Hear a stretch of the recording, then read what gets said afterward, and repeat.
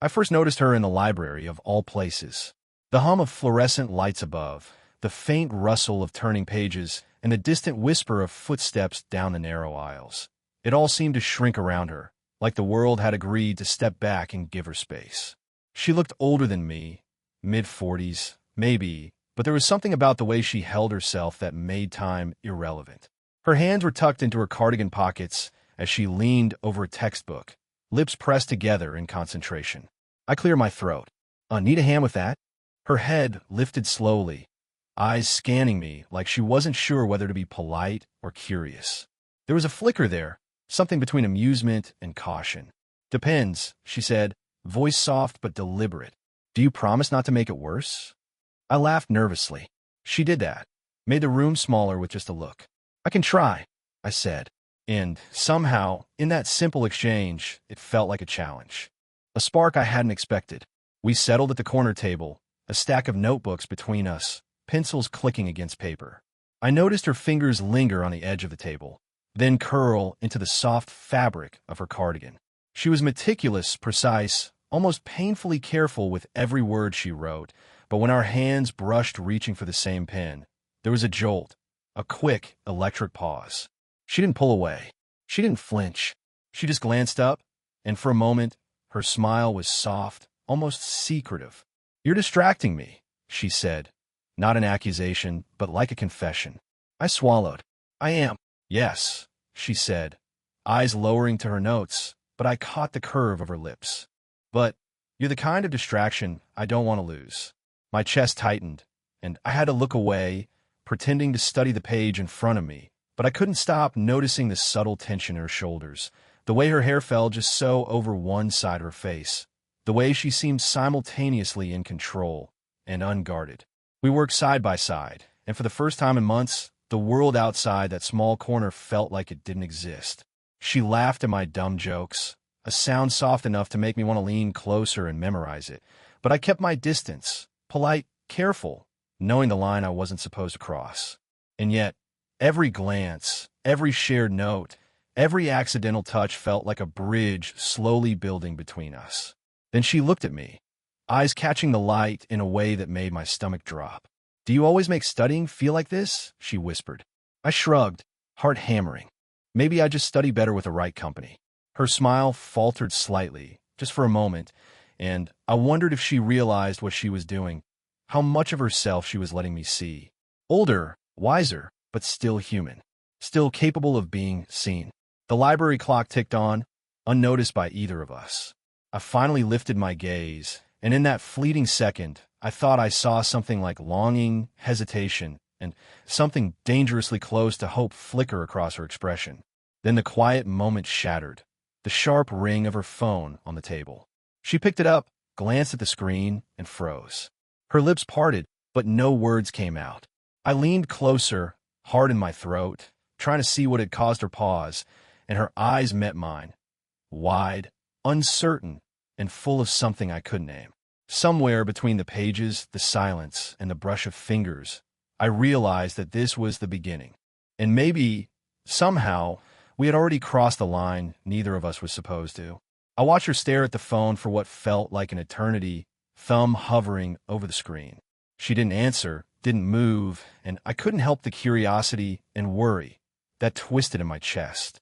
Finally, she exhaled, almost too softly to hear. "It's nothing." Her voice was steady, but her fingers trembled slightly as she set the phone down. I wanted to ask, to push, but something in her posture, the slight slump of her shoulders, the way she avoided my gaze, told me this wasn't a moment to pry.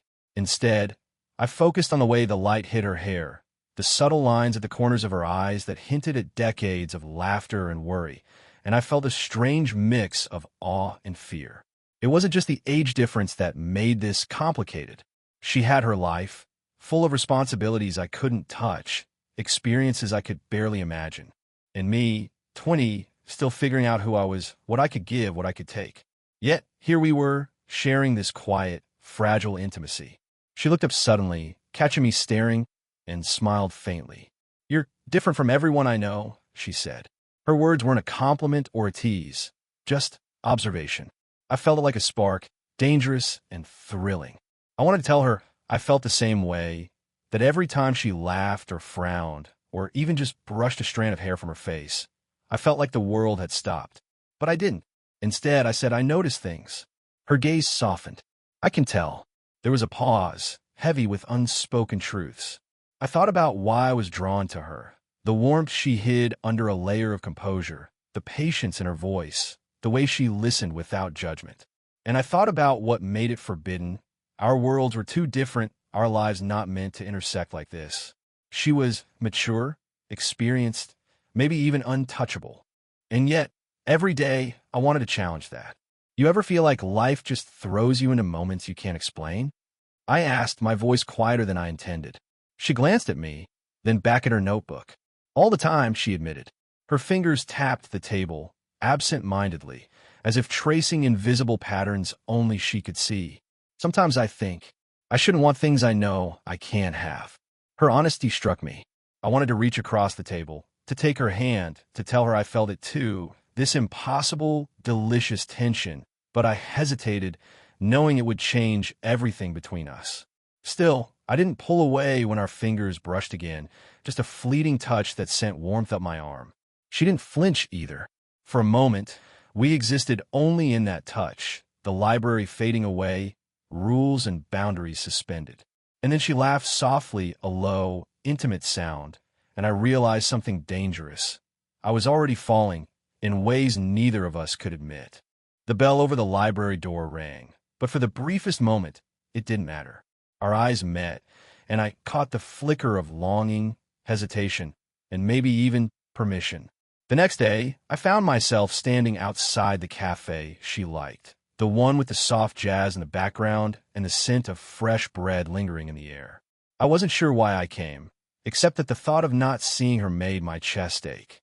She was already there, tucked into a corner with a steaming mug of coffee, hair pulled back loosely, glasses sliding down her nose as she read from a tablet. I hesitated at the entrance, heart hammering, then stepped inside. "Hey," I said, voice too casual. She looked up, startled for just a fraction of a second, before smiling like nothing unusual was happening. "Hey," she replied, though her fingers lingered on the tablet longer than necessary.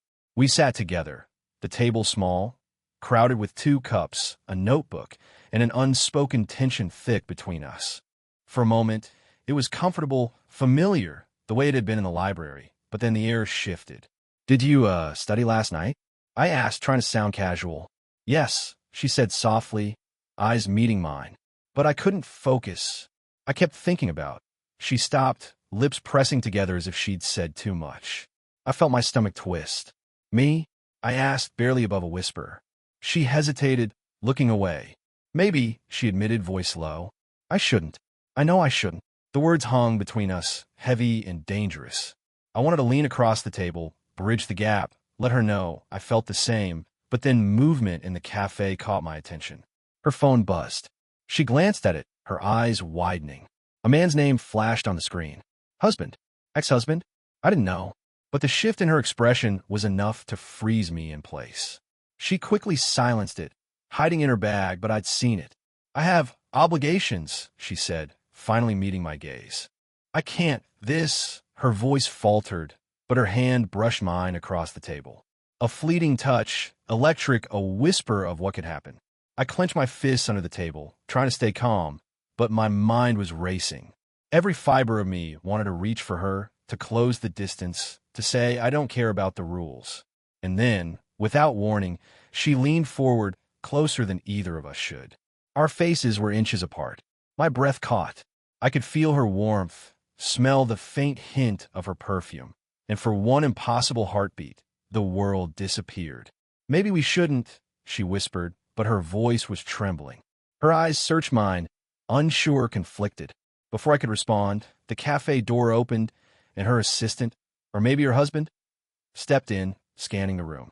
She pulled back instantly, retreating in her chair, her hand brushing my fingers one last time.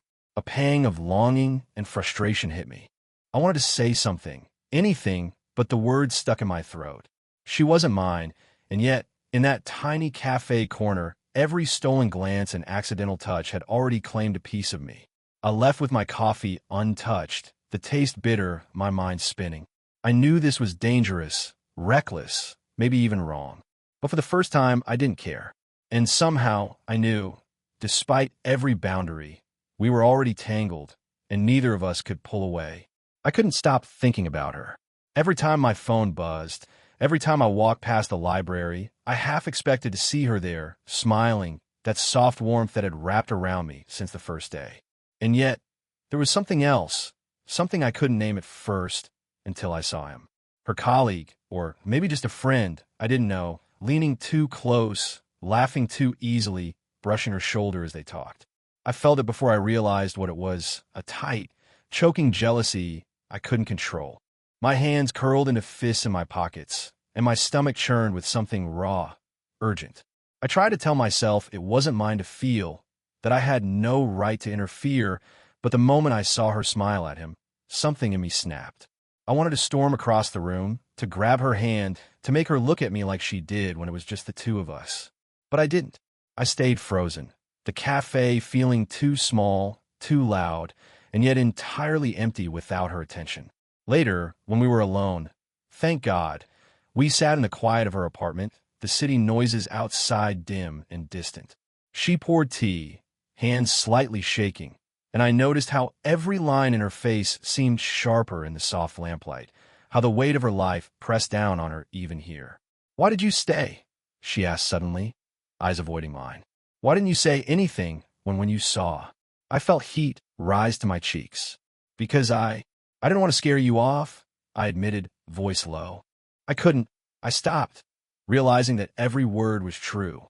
I couldn't let myself say how much I wanted her, how wrong it was, how desperate I already was.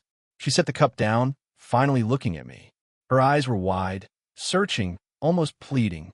"You shouldn't want this," she whispered. "It's not safe. You're too young." Her voice broke, and she covered her mouth with her hand, as if to hide the tremor in it. I leaned closer, drawn into spite, every warning in my mind. "I don't care," I said, the words barely more than a breath. "I don't care about anything except this." I didn't finish the sentence, didn't have to. She knew. For a moment, the air between us shimmered with something unspoken. Desire, fear, longing. Her hand hovered over mine on the table, fingers trembling, caught between retreat and surrender. I wanted to close the gap, to take that final step, but the world outside her apartment, the rules, the responsibilities, the sheer impossibility of us, pressed down. And then she shivered, pulling back ever so slightly, eyes full of conflicted emotion. "We can't," she whispered, barely audible. But I could see it in her, the want, the hesitation, the pull toward me that mirrored my own. I was leaning forward. She was leaning back. The moment stretched, taut and fragile. Every heartbeat, every breath, every flicker of her eyelashes seemed louder than the world. I wanted to cross the line. She wanted to, and yet the fear held us frozen. Outside, the rain began tapping against the window, tiny droplets tracing unpredictable paths down the glass, a reflection of how tangled and uncontrollable we had become. And then, the moment before it would break, before lips could meet, before boundaries could shatter, she looked away, and I realized whatever happened next would change everything. I didn't expect to see him again, the man from the cafe, but there he was, leaning casually against the library doorway, phone pressed to his ear, eyes scanning the room like he owned it. My stomach dropped, and then I noticed her. She was walking toward me, notebook clutched tightly against her chest, face pale, her lips pressed into a thin line. Something had happened, something I wasn't prepared for. "Did he see us?" I asked, trying to keep my voice steady. She shook her head quickly, but her hands were trembling. No, it's not that. It's worse. Worse." My heart pounded. Her eyes flicked to the floor, and I saw the shadow of guilt cross her face. He knows more than he should. About us. About how close we've been. I blinked. "What do you mean, more than he should?" She swallowed hard. I didn't think it mattered. I thought I could control it. But he overheard me talking last night. About you. The words hit me like ice water. Someone had heard. Someone had now breached the fragile bubble we'd created. I felt a rush of panic, mixed with shame and an ache I couldn't name. "What did he say?" I asked, my voice low, almost a whisper. She shook her head again. "I don't know. I didn't hear. I just know he's angry, and he's not the kind of man who forgets. I clenched my fists. Anger, fear, and helplessness swirled together. My chest tightened. I wanted to protect her, to fix this, but the truth was simple. I couldn't. Not yet. Not without risking everything.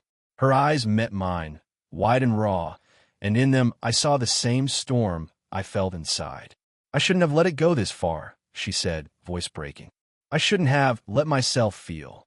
You didn't let yourself feel, I said quickly, gripping her hand. You didn't stop, and neither did I. She nodded, but the tremor in her hands betrayed the fear she was trying to hide. We can't not now. He's unpredictable. If he finds out everything. She left the sentence hanging. I swallowed hard, feeling the weight of reality pressing down on us. The safe little corner we had carved out, the stolen smiles, the fleeting touches was gone, replaced by this threat, this unknown force that could destroy everything before it even began. And yet, I couldn't look away, couldn't let go. The pull toward her was stronger than any fear. I reached closer, brushing her fingers with mine, just a whisper of touch. Her eyes softened, and I saw something fragile and tentative, yet defiant. For a heartbeat, we existed only in that shared understanding.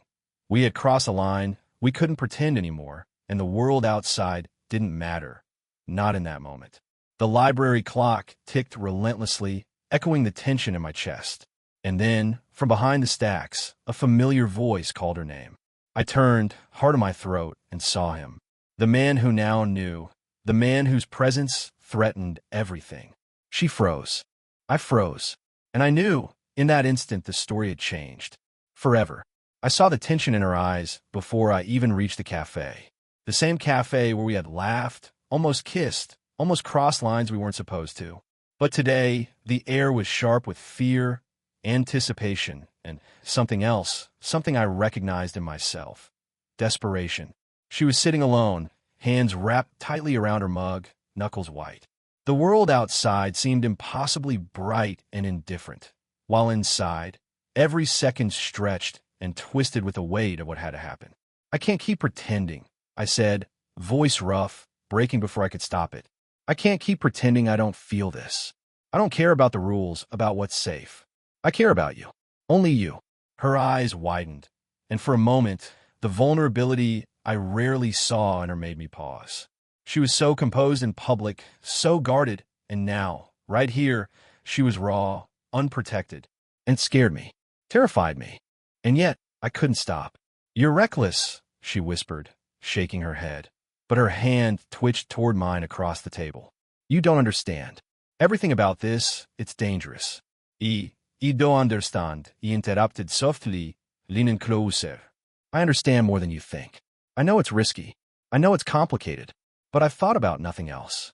Every day, every stupid, reckless, impossible thought in my head is you.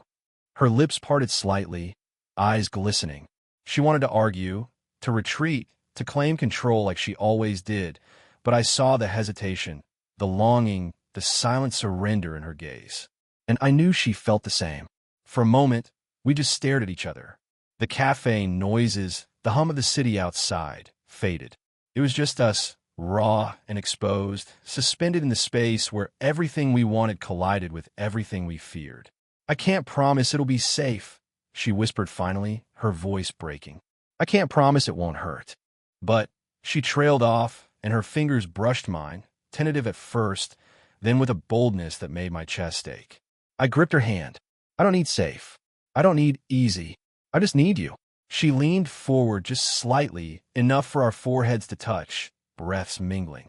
The world could wait. Rules could wait. Fear could wait. And yet, as our lips hovered just a breath apart, a faint sound outside made us pause. The doorbell, the distant laughter, the reminder that the world was still spinning, still watching, still unforgiving. We stayed like that for a moment longer, forehead to forehead, hands entwined, hearts racing. The choice had been made. We had crossed the internal line. The external one, we would face later. Her eyes searched mine, and I could see it all. Longing, fear, desire, regret, hope. All tangled together, messy and real, human and flawed. Whatever happens, she whispered, we understand. I nodded, unable to speak.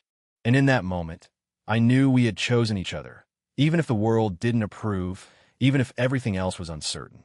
The rain tapped against the window outside, relentless and indifferent, but inside, there was warmth, confession, surrender. And it was ours. The weeks that followed weren't easy. Every glance, every smile, every touch carried weight we couldn't fully explain to anyone else. The world outside still had its rules, its judgments, its impossible expectations. But in those moments when it was just us, nothing else mattered. We found small ways to be together. A library corner in the morning, a cafe table in the afternoon, the quiet hum of her apartment late at night. Each encounter was a compromise, a stolen fragment of time, but it was ours. And in those fragments, we built something fragile, honest, and entirely ours. She taught me to see things differently, to notice the small details, the unspoken signals, the beauty in imperfection. I taught her to laugh at herself, to let herself be reckless, to surrender to something she had spent decades controlling. Together, we navigated the messiness of what we had, the impossible age gap, the risk, the fear. I remember one evening, rain streaking the windows of her apartment, her head resting against my shoulder as we shared silence. No words, just warmth, proximity, the steady rhythm of our breaths. In that silence, I realized something. Love didn't need permission. It didn't need safety. It didn't need logic. It only needed courage, and somehow we had found it. Of course, life wasn't perfect. We had arguments, moments of doubt, and times when the outside world intruded too harshly. But each time, we came back to each other, slightly wiser, slightly braver, slightly more human. We had chosen the mess, the chaos, the risk, and in return, we received something worth everything: each other. I still remember the first time she said it aloud, without hesitation. I don't care what anyone thinks. I just want this. I want us. And I had replied, heart hammering, then we'll make it work. Together. From that day, we stopped hiding. Not because the world approved, but because we no longer needed it to. We had crossed the line, faced the fear, embraced the uncertainty, and somehow, that made everything else easier. We learned that love wasn't clean or convenient. It was messy. It was flawed. It was human.